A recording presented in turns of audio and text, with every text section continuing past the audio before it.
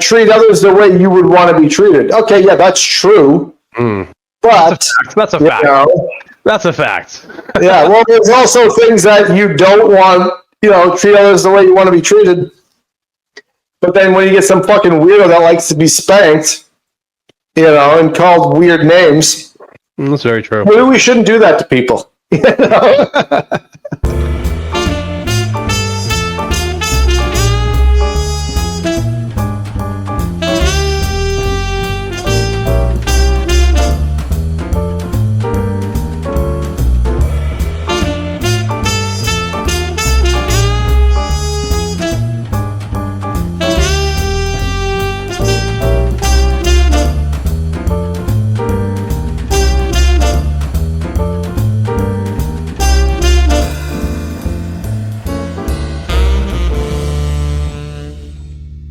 All right, welcome to another episode of Intellectual Dummies. I'm your host, Lucas. This is my co-host, Paul. What up?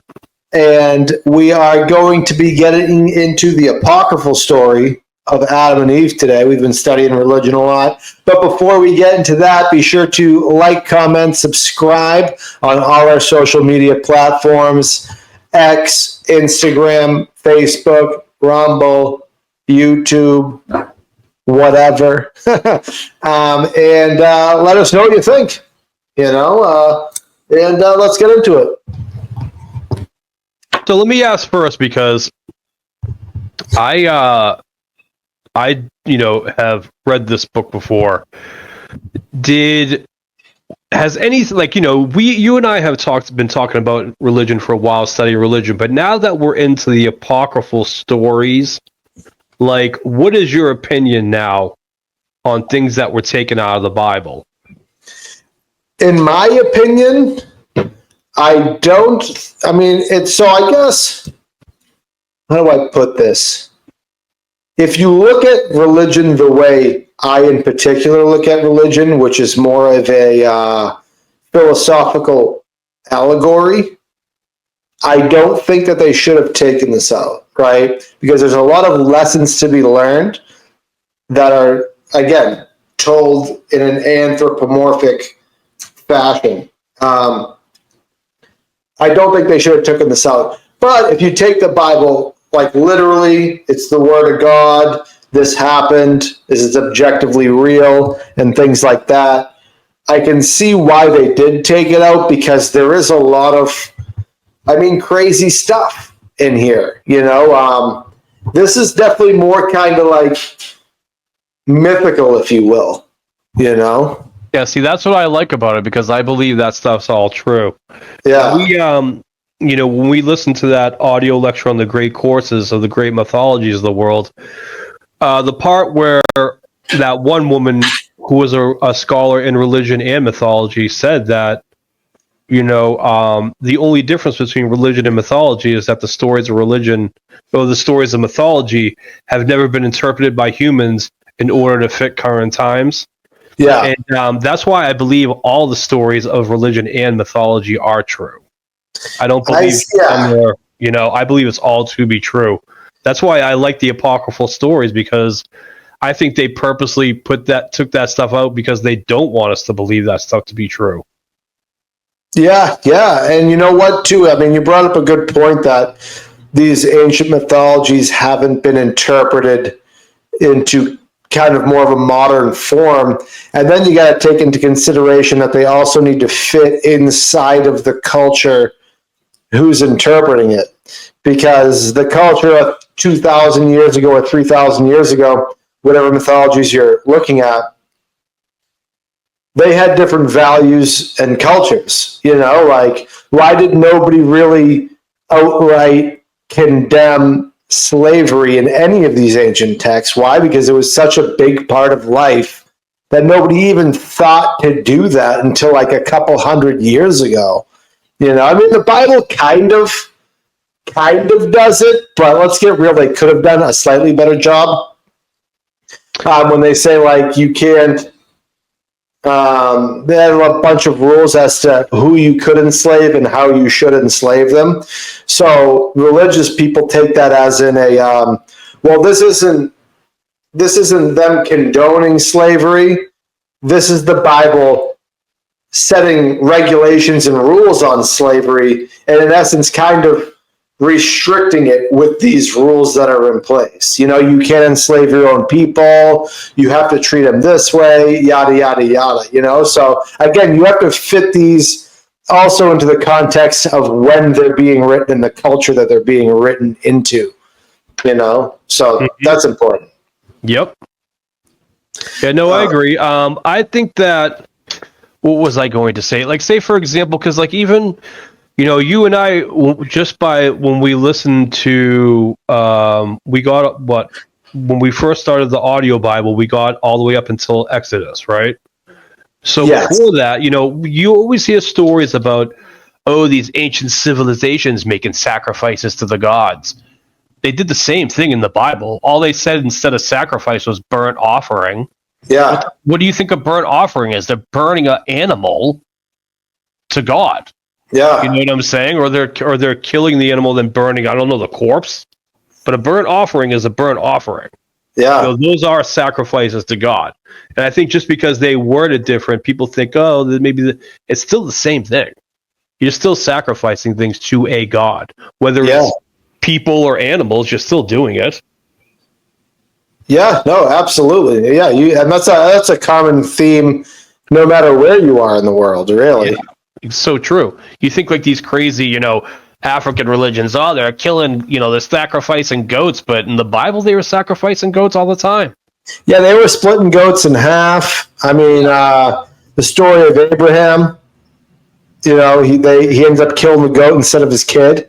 Yes. You know, and there's other parts of the Bible where they split the goat in half and walk through it, because it symbolizes this is what should happen to you when you sin, you know, which is why God sacrificed himself for you so that this doesn't happen to you, you know. Like I said, it's a good, I mean, I know me and you think of the Bible differently, but at the end of the day, the philosophies or values or whatever, the values you put on it, we agree on those, you know. I mean, there is different disagreements upon different facts of religion, factions of religion, and that's why we have different factions of Christianity and how things are handled and stuff like that. But like at the end of the day, it's splitting hairs, because the premise is believing in the divinity of Jesus Christ, and that's the premise of the religion. Yeah, okay, we disagree on the, what is it? The three gods in one. What's it called? It's escaping me. The Trinity. The Trinity. Yeah. Yeah. You know, there's disagreements on that. You know, you don't believe in the Trinity? I don't really. Well, again, I don't really believe in. I don't want to say any of it, but again, I look at this as more of a philosophy book that's told through see what I think you're doing is, and not just you, but a lot of people, you're interpreting it to fit modern times, and you're not, to an extent. Yeah, you're not supposed to. Well, no, I don't even know. I don't think that's a fair framework of what I think it is, because I mean, there are a lot of things in the Bible that don't fit modern times that I do believe, you know, like when they say a man shouldn't lay with another man, you know. Okay, I mean, come on, dude.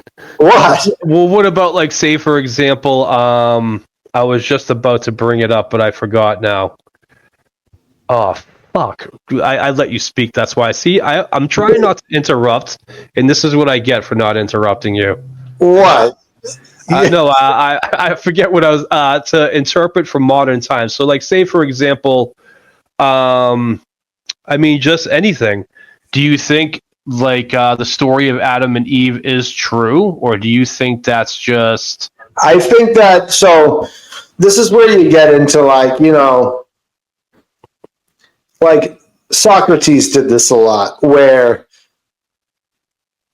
before he had the conversation, he had a different conversation of how we defined what these words mean, you know? So like, do I think that the story of Adam and Eve is true? Yeah, I think it's true. But I know that me and you are thinking of the definition of the word true differently. You're thinking of the word true as in like, this objectively happened, this is real. That's what you define as true, correct? Yeah, I define as what the words say is what the words say. Yeah. So, again, me too. We agree on that. But the difference being is what I'm interpreting as true is the lessons and the meaning behind the words is true, right? But I don't look at it as fact, whereas you look at it as fact and it's still true. I don't look at it as fact, but I still think it's true. So I think that's a good framework. I think that's weird. What? You don't look at it as fact, but you still think it's true. Like, I don't. Yeah, because the truth isn't necessarily a fact. Like, treat others the way you would want to be treated. Okay, yeah, that's true. But that's a fact. That's a fact. Yeah, well, there's also things that you don't want. Treat others the way you want to be treated. But then when you get some fucking weirdo that likes to be spanked, and called weird names, that's very true. Maybe we shouldn't do that to people.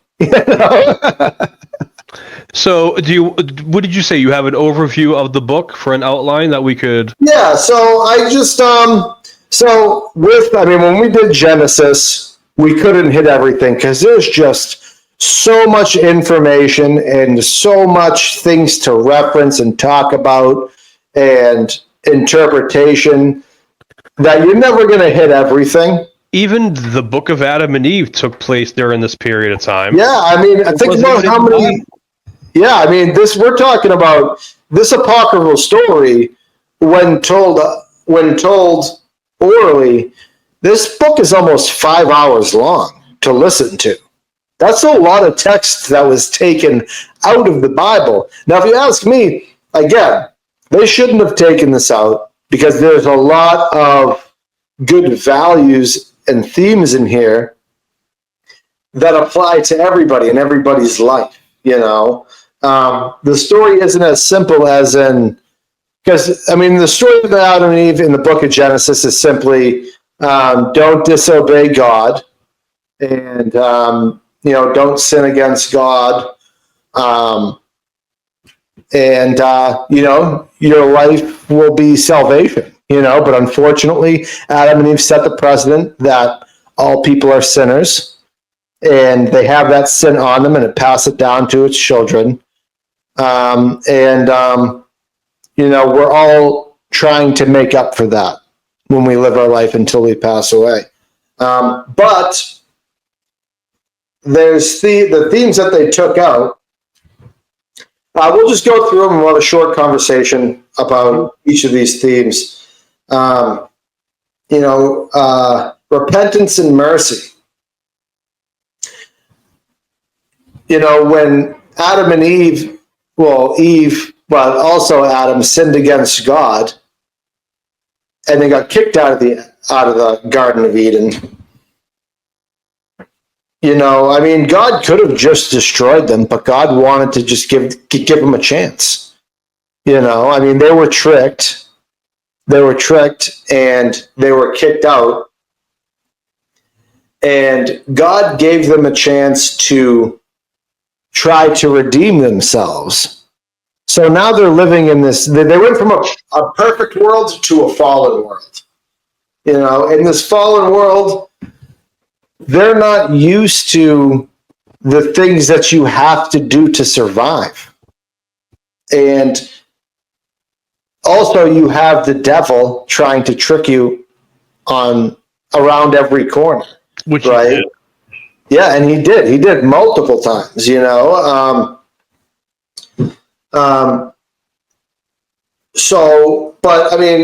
at it like Adam and Eve are still always trying to do the good thing. They're trying. They don't know what's up because they're in this fallen world. But when they're in when God basically makes them sleep in a cave, they're in there praying. They're still constantly praying to God, because they want God's mercy. They want to go back into the Garden of Eden. Adam did a lot of crying too. He did a lot of crying, and he did a lot of killing himself. Dude, there was a part where I was like, Jesus, Adam, like, get yourself together. But then I thought about it, and it's like, how confusing that must have been for him, Well, yeah, you think about, you live in this paradise, this literal utopia, where you don't have to worry about getting eaten by lions. The weather's perfect. There's plenty of food. You're naked. You're with your girlfriend. Everything's great. And then you just get taken out of there. And now you have to worry about everything that I just said that you didn't have to worry about. Yeah, imagine the psychological toll that takes on you. And he had to have those conversations with God, like, hey, these animals are different now. And remember, God had to tell the animals, like, hey, don't friggin' attack the humans. Yeah, exactly. Exactly. So that's the theme of mercy, because, they were tricked multiple times. One of them being when they were praying in the water, and Satan went up to Eve and was like, hey, come here. God told me to... God told you to come out of the water, and she did. And then when Adam saw it, he, of course, started breaking down and crying. Yeah. There was even a part, too, where, like, they needed clothes, and God had said there was those, like, sheep carcasses along the shore, and to go get them and make clothes out of them, and Satan intercepted them there. But then God, like, pinned them up against the rock and showed them Satan's true form. And he's like, see, this is what you guys thought, blah, blah, blah. Yeah. And in my head, if that was me, I would have been like, if I was Adam, I'd be like, all right, I get it. The guy tricked me. Like, give me a break. You know what I'm saying? Like, yeah. He kept constantly reminding both of them, like, see, this is who you guys trusted. Like, all right, man. Like, I'm only a month old. Like, give me a fucking break. Yeah. Back in the garden, I get it. He looked like an angel. He tricked us. Yeah. He didn't tell us about shape shifting. Yeah, and it's like, dude, does it count if the guy who's tricking me says that God told me? Yeah, and he's an angel. Yeah, and he looks like an angel, And you send other angels down that I'm just supposed to believe they're here for good.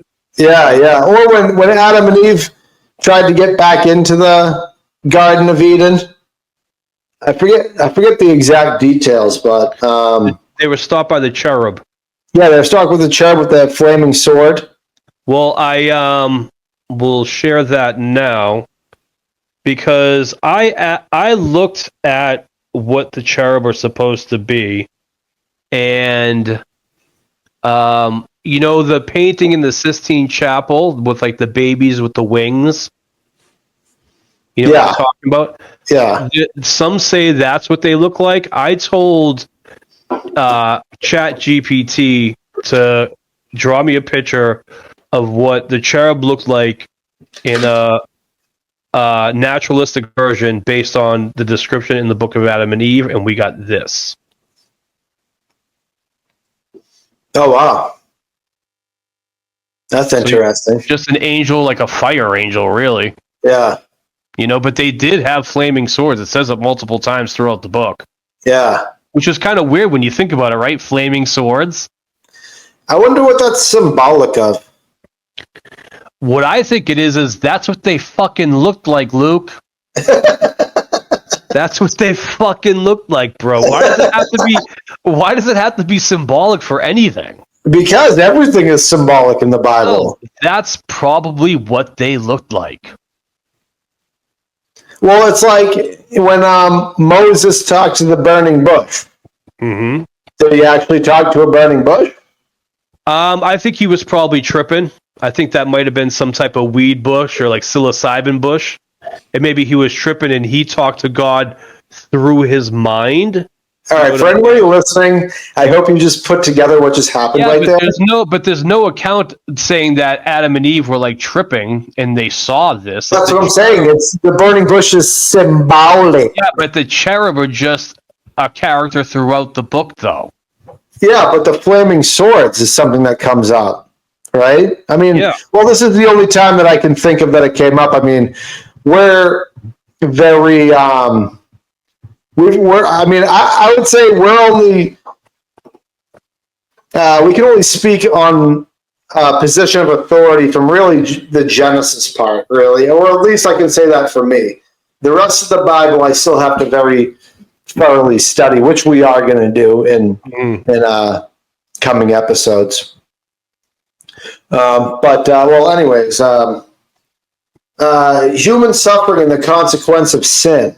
I mean, we kind of talked about that. I mean, you know, the consequence of them sinning was them getting kicked out, and now their life is chaos, and they have to learn how to deal with that chaos. I mean, that goes for anybody's life. I mean, anytime you lie or are deceitful, your life will eventually become chaos, even if it's getting you. Excuse me. I don't know if you guys can hear my. This is what happens. I was going to say this earlier. This is what happens when you eat before we podcast. Yeah. Would you have, Luke? What? Yeah. Would you have, Luke? Look at you. A nice Italian sauce. Yeah. And this is why this guy has been. Sure, I forgot you brought that up. Dude, this is why this guy has been burping this whole time. Burping, I'm like, because I just ate, I'm like kind of hunching over too. Yeah. I mean, when you lie and you're deceitful in your everyday life, it might get you ahead in that moment, but in your long term, your life is just going to end up being chaos. Because you have to remember all those lies. You have to navigate around all those lies. And eventually you're going to get caught up, and people are going to be like, all right, well, I am now going to treat Luke like that because I know that he did that and lied about it. So why would I trust him with this favor? Or why would I give him this gift or this opportunity or whatever? And your life will just plateau. If not, I mean, it depends on your level of lying or sin. I mean, I use sin and lying as synonyms. They are synonyms to me, you know? I mean, we got that theme already. We kind of already talked about that. Human responsibility and free will. Because now that Adam and Eve are not in they've been kicked out of the Garden of Eden. They don't choose to, I mean, they have free will. So when the devil comes and tries to trick them, they can choose what they want to do. You know, you got God who created all this utopia for us. Lean forward again. We have God that created this utopia for us. Everything we could ever need.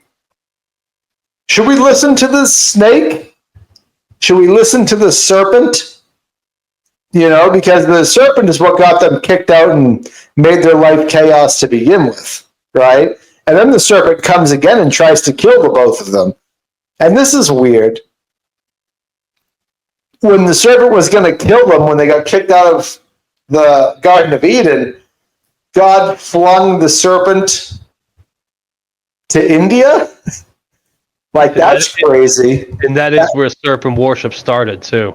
Yeah, and now that's something I would love to get into. I mean, I don't know a lot about it, but we'll get into it on later episodes. Is I want to start learning about the serpent worshiping in India. Because, I mean, that links it right there. Maybe that's why they took that out. Maybe that's why they took that out of the Bible.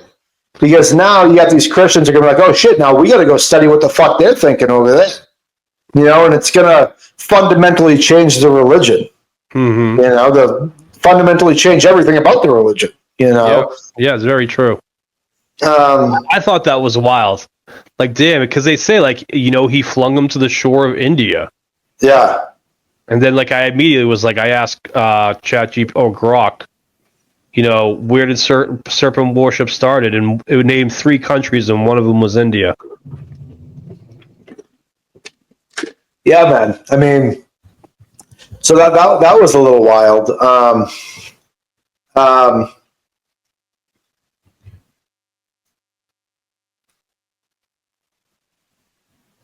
Just trying to read through some of these because we kind of already touched upon a lot of these. What about the fact that on two different occasions they talked about the resurrection?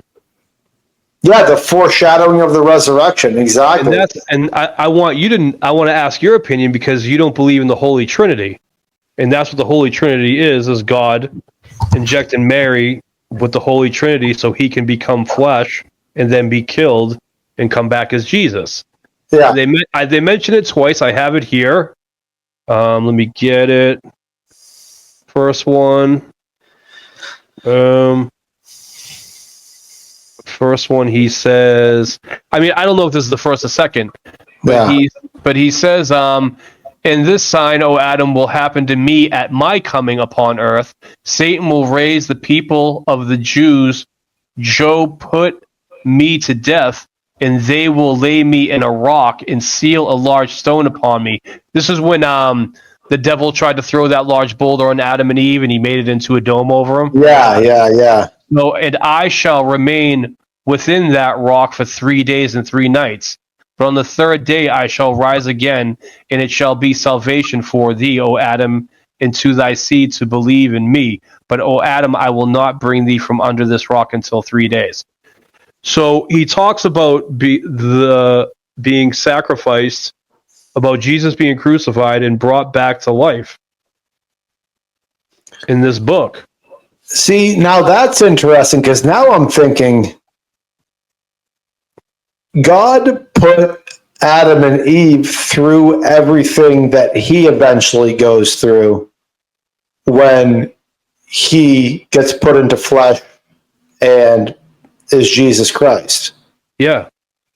Everything, well, that's he's why he's dead and he's resurrected. Yeah, well, that's why he's saying to him, like, don't worry about it. Like, this is going to happen to me too. Yeah. And that's great. That's interesting. And that might be a good reason why they took that stuff out of the Apocrypha, because maybe they didn't want that foreshadowing. I don't know. Not took it out of the Apocrypha, took it out of the Bible, I mean. Yeah, I don't know. Maybe they didn't want people to know that. Yeah, exactly. They didn't want, like, hey, don't ruin the ending so fast, And also, by the way, this is the ending, Yeah, and also too, the second one, we got him saying here, but I will, when I shall come down from heaven, and I shall become flesh of thy seed, and take upon me the infirmity from which thou sufferest. Then the darkness that came upon thee in this cave shall come upon me in the grave, when I am in the flesh of thy seed. Mm. So again, he's talking about it. Yeah. I mean, does that make you believe in the Holy Spirit more? No. No. Because, like I said, I don't look at this as literal, but at the same time, I don't like completely disregard it, because the way I look at it, it's like, when it comes to the Bible or just believing in the Christian religion, or really any religion for that matter, you have atheists that believe in ghosts, do tarot cards, fucking do little pendulum things. Well, tarot card readers normally do believe in some type of God. They're not atheists. Well, they believe. I don't know what they believe in, but whatever it is, they do believe in something, right? And so you got people that think that dead grandma can come back and talk to them through a Ouija board and blah blah. All that weird esoteric hippie bullshit. You believe in all of that stuff, but but a guy coming back from the dead is too far of a stretch for you? Well, no, I think you're making the mistake by mixing atheists in with tarot card people because they believe in religion. Well, I mean, atheists sometimes believe in ghosts. But atheists believe in science. They don't believe any of that shit's real. Well, I know what you're saying, but I'm just saying that atheists typically believe in ghosts. I mean, most people believe in ghosts. Those are the people that I'm talking about. It's like you believe in all this abstract stuff, but you don't believe in this, Do you believe in ghosts? I don't know. I don't know if I do either. I don't know. You know what? Yeah, I believe. I don't know if ghosts is a good word for it. But yeah, no, I mean, like I said, energy. Like if someone's murdered in a house and now that house has like a negative energy stain to it forever, I can believe. You know what? I would say I think yes. I'm just gonna say yes because the stories I told you about my niece and nephew who were at the time maybe pushing 2 years old, if not right over the threshold of 2 years old, and they start like waving to my mother who passed away almost 10 years ago now and saying, "Hi, Nonna. Hi, Nonna." And it's like that's wild. See, to me, that's where I I believe that's a demon. I don't believe that's really their grandmother that they say. Well, then, I mean, do you believe in ghosts? Well, in the Book of Enoch, they say that the spirits that roam the earth are the ghosts of the giants that he killed in the flood. So if I do see a ghost, I would believe it's probably that. But when it comes to like the tarot card readers and like the woman who said that she talked to your mother from beyond the grave, I believe those people are tapping into demons. And because I don't think that if your mother went to heaven, she'd be in. If she passed away, she's going to heaven. Yeah, she's not tapping into your mother from heaven. So babies see demons? Sure. Why is that hard to believe? I don't know. That's kind of not. I don't know. That hard to believe? Yeah, it is. Yes. No, it's not, dude. Yeah. No, that's so funny. You're like, but do babies see it? Like, every horror movie is the kid seeing it first. Yeah, but I mean, so there's only demons around, and that's it. There's nothing. Good entities. I think those tarot card readers are tapping into demons that already know about you. And you know what I'm saying? Like, it's not really. They don't really see Nona. They see something that's portrayed as Nona. That's what I'm saying. Like, I think Nona's in heaven, and God's not letting tarot card readers tap into fucking heaven. Yeah. You know what I'm saying? Like, that's what I believe. Like, even what my mother saw, I said that I felt bad when I said it to her because I felt like I kind of ruined her moment. But my mother was going to talk to a psychic about my brother who passed away. And I pretty much said the same thing that I said to you right now. And while I was saying it, I was like, now I feel bad. But that is just what I believe. I don't think if you believe in heaven and people go to heaven, tarot card readers aren't tapping into fucking heaven. They're tapping into hell. Yeah, my auntie went to a psychic about my mom too. And I don't know. I think 99% of psychics are bullshit. It's just they're very good at cold reading people. And process of elimination too. Yeah. South Park made fun of it, but they were kind of on point about that. The process of elimination. Yeah. It's like, you've experienced a tragedy. Yeah, everybody has. Or like if a woman in her 20s says her husband died. His death was sudden. Yeah, usually when you die in your 20s, that death is pretty sudden. Yeah. You know what I'm saying? Like, it was a surprise to all of you. Yeah. Usually when somebody dies in their 20s, it is a surprise to all of us. Yeah. Like things like that. But let's not get off on Adam and Eve.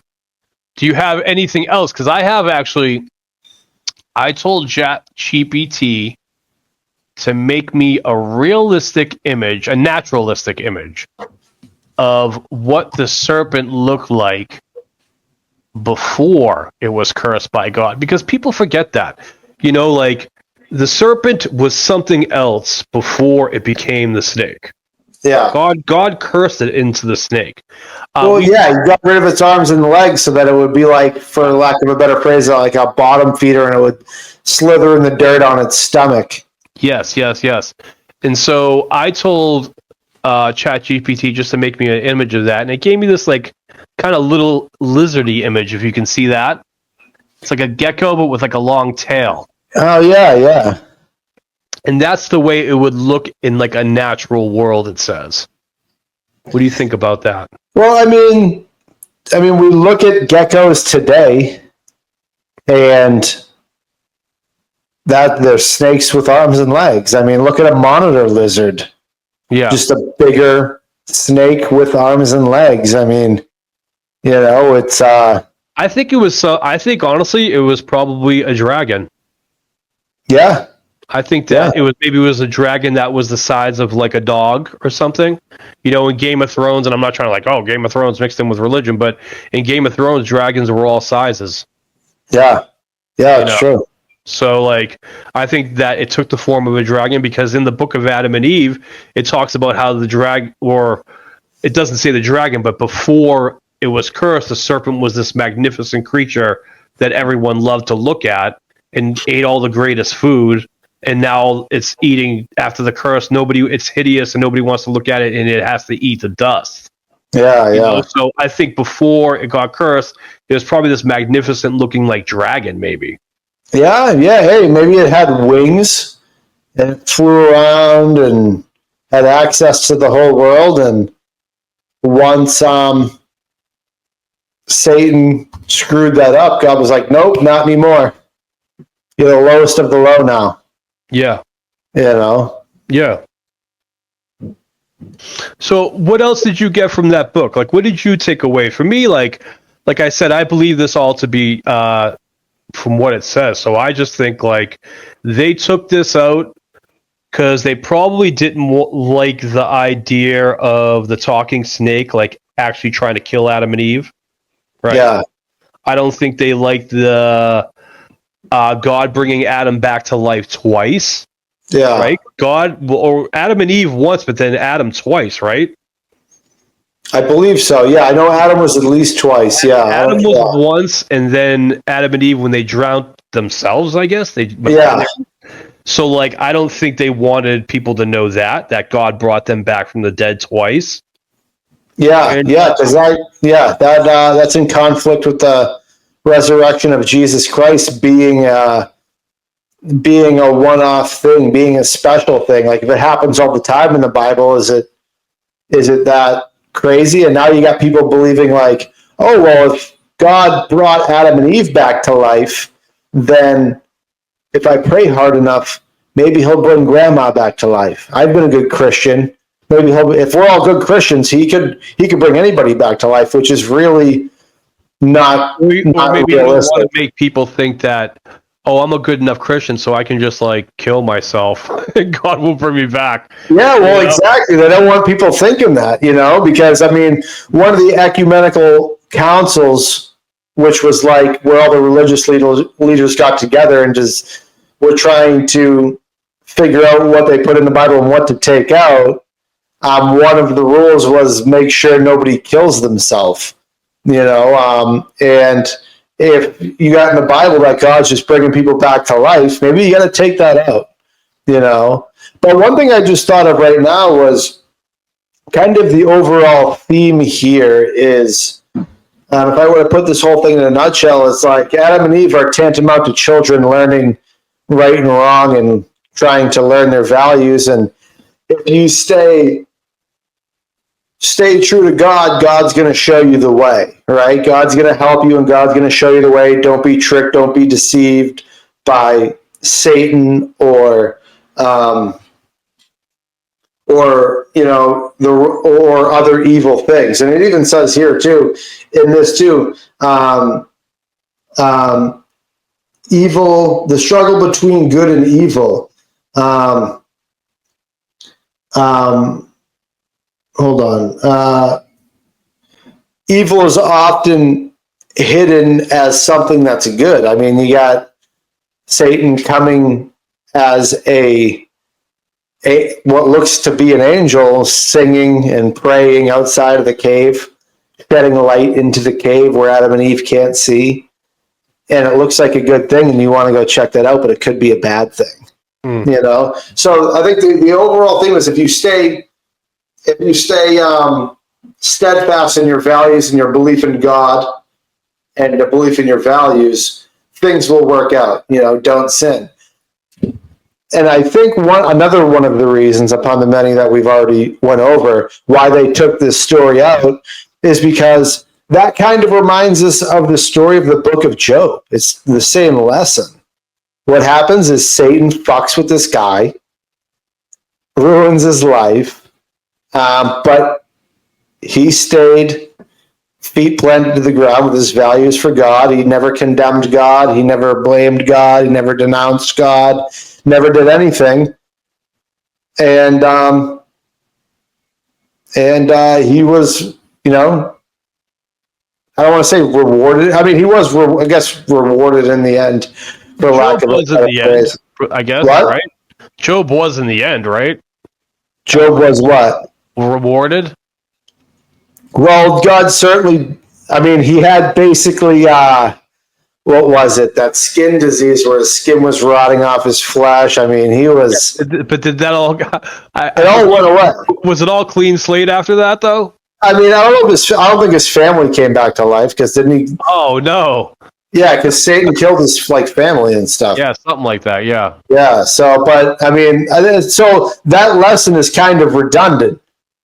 You know, stay steadfast. You know, stay true to God. Don't sin. Don't condemn him, because Adam and Eve totally could have done that with all the trickery that was afoot. You know, so maybe that's one of the reasons why this was taken out. It was kind of a redundant lesson. I'm holding back a burp right now. Oh, I can tell. I can tell, dude. So funny. So funny. But yo, I got. Do you have more you want to go over on this? Because I got some things we can finish off with if you want. Finish off with it. Yeah, that's pretty much, I guess, all I have to say for the time being, unless something you have. Well, I just want to say I'm glad we decided to go over this book and kind of not rush through things, because I think the apocryphal stories are very important, and I'm still trying to figure out why they decided to take them out, like the real reason. Yeah. I mean, it's a definitely an interesting conversation. Like even next, we're going to do, spoiler alert, but we're going to do Book of Enoch, another very important book about why the flood happened that they just decided to glance over in the Bible. Yeah, and I mean, we're going to get this little religion series. I mean, we're going deep. I want to know everything. Yeah. Really, what I think I mentioned this in the Book of Genesis episode. What got me on this path was the story of my niece and nephew seeing my mom, who was dead. And I was like, there's got to be something. Yeah. So Satan There's something going on here. That's wild. So demons got you into this? Jesus. Yeah, demons. Yeah, the little babies see demons. Hey, I'm not saying your mom's a demon. Your mom's in heaven, but what you're drawing up are demons, like your mother. My invisible friend with horns. Yeah. But all right. So this here, I got a couple of Instagram reels that I thought were pretty funny that have to do with Adam and Eve. This first one is if Eve was an influencer during the time of Adam and Eve. Guys, it's Eve. God just made me, and I will say, this place is awesome. Where's my hubby, though? I found him. His name's Adam. He literally called me bone of his bones. Cute or cringe? Yeah, I'll give you a bone. Things or something, but guys, God actually named me a woman because when Adam first saw me, he said, "Whoa, man." It's actually so crazy because there's no death here at all. Like, nothing ever dies. Wait, what even is death? So this snake was like, did God really say not to eat it? I don't know, guys. Should I eat it? Update. Yeah. I ate it. Throw a comment if I should eat it. Yeah, right. I'll do whatever gets the most comments, right? Yeah. Let's do a poll. Throw me a comment if I should eat this. Yeah. Adam did too. I think we're cooked. So God's here. He's looking for us. We are totally hiding. Yeah. Not our best day. Stay tuned. Well, fam, new chapter. We got evicted. No more perfect life. Moral of the story is listen to God. Just be obedient. Hey guys. Yeah, no shit. That's pretty funny. That's pretty funny. And it's pretty much that, like Adam and Eve in a nutshell, right? Yeah. All right. Yeah. Newsflash: the woman fucked things up for everybody again. Yeah. This one's a funny one. Adam and Eve should have been Chinese. They would just eat the snake and leave the apple, and we would not be struggling, suffering. That's yeah, right. How true is that, right? Yeah. In this last clip here, this is if Adam and Eve were on a podcast. So God makes me, right? Boom. First man, no parents, no nothing. And I'm like, ooh, I'm literally about to be everyone's daddy. You know, this is bananas. Then one day I knock out, zero warning, wake up missing a rib. And there's this baddie just standing there like, hi, I'm your wife. I'm chilling, naming animals. Saw this big, weird chicken with a long neck. Called it a giraffe. Nailed it. I love giraffes. Next thing I know, there's a talking snake. Some crazy stuff goes down. There's fruit involved. And somehow I'm the villain. Oh, come on. Bro, I was just gardening. No, that's not what happened. He literally stood there and watched me talk to a snake and said nothing. Nada. Zilch. Then I hand him the fruit and he bites it like it's a Costco sample. Didn't even ask what it was. Yeah. That's par for the course, though, because he literally eats everything. Yeah. Anyway, that's what really happened. That's how women got blamed for everything for all of history. Okay, truthfully, it was both our faults. We both messed up. Thank God Jesus came and fixed everything, though. True, but I'm not going to lie. I'm still pretty ticked at both you guys. That's pretty funny, dude. Yeah, it's very funny, right? That's funny stuff, man. Yeah, I was glad I was able to find those because it fit the subject perfectly. Yeah, no, that's awesome. That's awesome. Yep, so that's all I got, man. All right, well, you know, that concludes it for the most part. Like I said, there's so much information and so much stuff on this. I mean, if we missed anything or if you have any questions, comment below. If you've made it this far, like, comment, and subscribe. And, you know, we're going to keep on keeping on with this religion thing and many other things that we're studying throughout the week. So, very good. All right. All righty.